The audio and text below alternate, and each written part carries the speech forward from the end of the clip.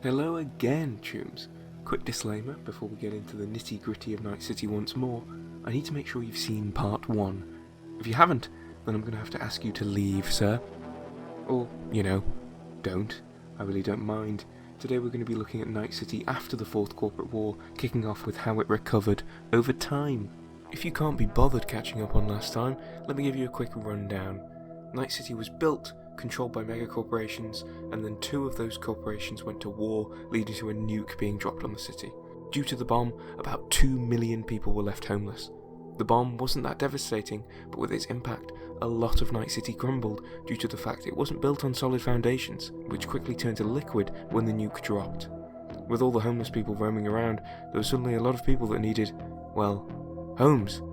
Shanty towns made of mostly tents were built in North Oak, Westbrook, Pacifica, Haywood, and South Night City, and most of the displaced people were left in them. This wasn't a permanent solution, really, and Night City higher-ups recognised this. With Arasaka essentially kicked out of the NUSA, Night City's government had to turn to other means to fix their city, including outside resources like nomad families, smaller corps, and even edge runners. Just like the anime, guys! Wow! So epic! Recovery from the Militech nuke was mostly led by the Aldecaldos, Nomad Clan, and the Stormtech Corporation. Previously, these 2 had worked together rebuilding another city in the Chicago project. The Aldecaldos and Stormtech planned to make some more suitable housing from shipping containers, which would be replaced with formocrete. Before either of these things could be put in place, though, the rubble in Night City had to be removed and the ground had to be cleared. Night City Council had an interesting strategy to rid itself of all this debris. The people who used bulldozers and repurposed abandoned tanks from the war to shove the rubble into the bay. They didn't just do this out of the goodness of their hearts, mind you, as anyone who wanted to clean up the radioactive rubble where the first bomb detonated was given a generous reward by Night Corps, incentivizing the cleanup even more. Outside the rubble of the corporate plaza, a lot of the inner city neighbourhoods had also been damaged irreparably by the conflict between Militech and Arasaka. A lot of the living spaces here were demolished to make way for a new, bigger corporate plaza, complete with huge skyscrapers, because that should be your first priority when you're rebuilding your city, right? In 2045, 10 years after reconstruction began proper, Night City was still in its rebuilding phase. As it was pretty much abandoned by Crest and the new USA during this time, Night City made no plans to re-enter the country, continuing on as a free city. Even as it ploughed on without the new United States, though, it was clear Night City was missing something that began with A and ended with Rasaka. The return of Arasaka began in the 2040s as the Big Lie was discovered by America. The Big Lie was the name for Cress's smear campaign against Arasaka, where the President of the new United States stated that the corporation was the one behind the nuke. However, through multiple books and articles produced by Trace Santiago and independent media, the truth was made public.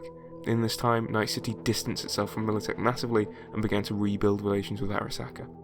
The city's people didn't feel safe with the new United States and Militech right at their door, and many of them wished that Arasaka would intervene should they find themselves under attack from the federal government. It seems the people of Night City might have predicted the future a bit there, but before we can get to that major event, we've got to cover some miscellaneous notes about Night City in the meantime. Between 2045 and 2069, Night City simply continued governing itself. It opened up trade routes with the European Economic Community and the Soviet Union, as well as getting rid of birds. No, really, in 2063, after an outbreak of various avian-related diseases, the people of Night City killed off all the birds that weren't pets, leading to next to no animals being seen in the city. By 2077, animals are all but extinct in Night City, but the occasional cat or bird can be seen depending on where you look. Something else that Night City tried in the 2060s was the Pacifica project, which aimed to bring a lot of tourism to the city. However, after the council spent billions and reconstruction began on making new areas for tourists, the Unification War also kicked off, causing investors to back out and the project to be abandoned. However, the Pacifica locals got some lovely new housing, so great for them. Right, with those things out the way, let's get to the most important event of the 2060s and perhaps the entire recent history of Night City, the Unification War. There's no avoiding the Unification War when talking about the history of Night City, just as you can't really not talk about the nuke that was dropped on it. In 2069, the new president of the new United States, Rosalind Myers, who was also an ex-CEO of Militech, decided that the United States should no longer consist of free states and invited them all to join the fold, tried to federalize them, saying it would strengthen the nation as a whole. However, As expected, the Free States quite liked their freedom and wanted to keep it, so a big war kicked off between the federal government and the Free States. Night City, being on the border between the free Northern California and the federal Southern California, quickly realised it would likely get involved in the conflict. Night City wanted to remain independent through this, but the new United States began to march its troops towards the city all the same. As it had just finished rebuilding, Night City was dreading another war coming to its streets, which is fair enough really, but it didn't necessarily have to face destruction again. Lucius Rhine, a member of Night City's council, had certain connections with Arasaka. He called in plenty of favours and essentially begged the megacorporation to come to Night City's aid, but at the time there didn't seem to be any response.